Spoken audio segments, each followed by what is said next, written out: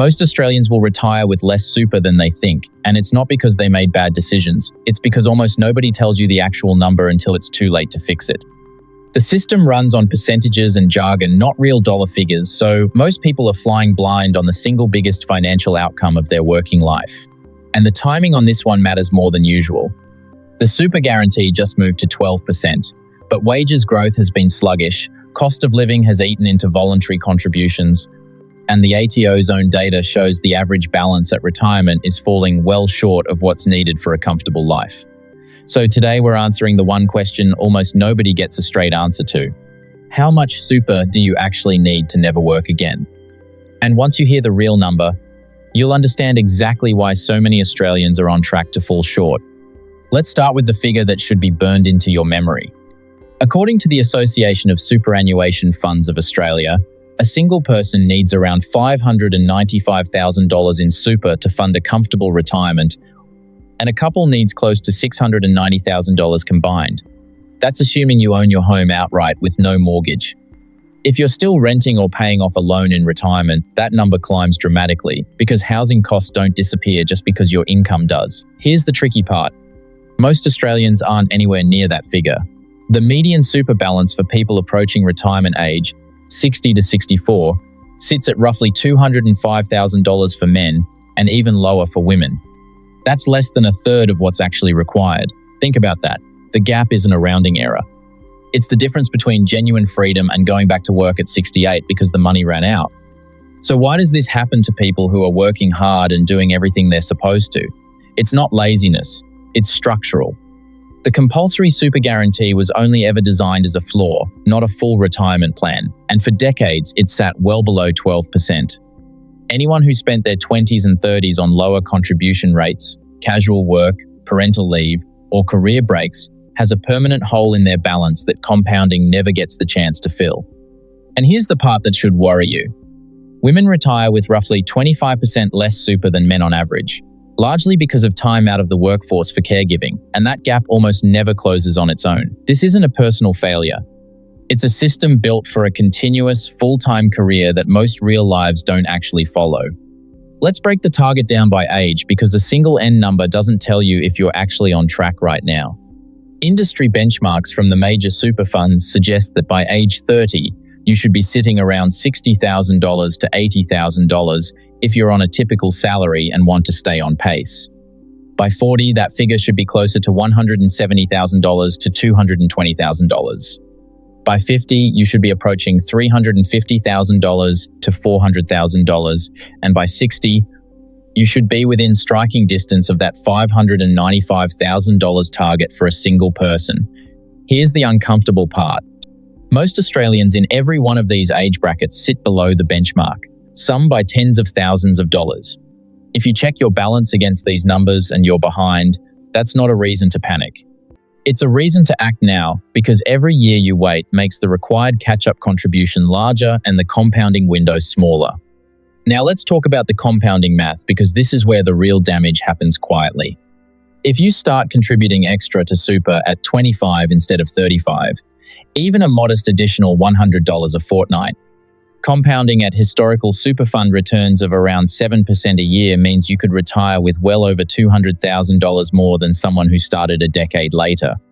Waiting 5 years doesn't just cost you 5 years of contributions. It costs you 5 years of growth on those contributions, compounding on top of growth that never gets a chance to happen. That's why financial advisors describe the 20s and 30s as the most expensive decade to ignore super, even though it feels like the decade you can least afford to think about it. The fix isn't complicated, but it has to start now, not later. Here's what actually works. First, check your employer is paying the full 12% super guarantee on your ordinary earnings. Underpayment is more common than people realize, and the ATO reported billions in unpaid super across the workforce last year alone.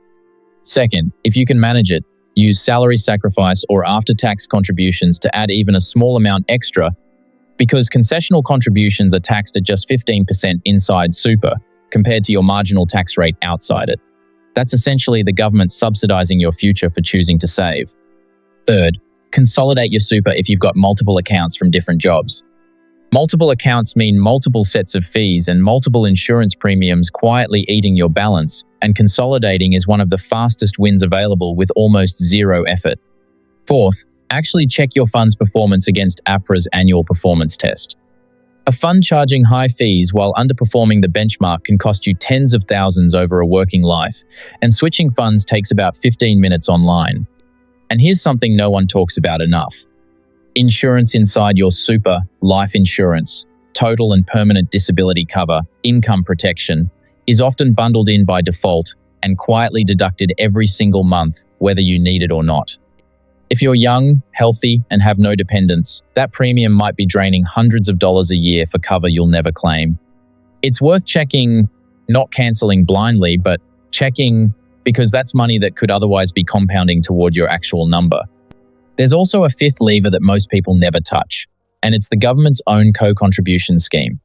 If you're a low or middle income earner and make a personal after-tax contribution to your super, the government can add up to $500 on top of what you've already put in, essentially free money for saving money you were probably going to save anyway. Very few eligible Australians actually claim it each year, largely because nobody tells them it exists.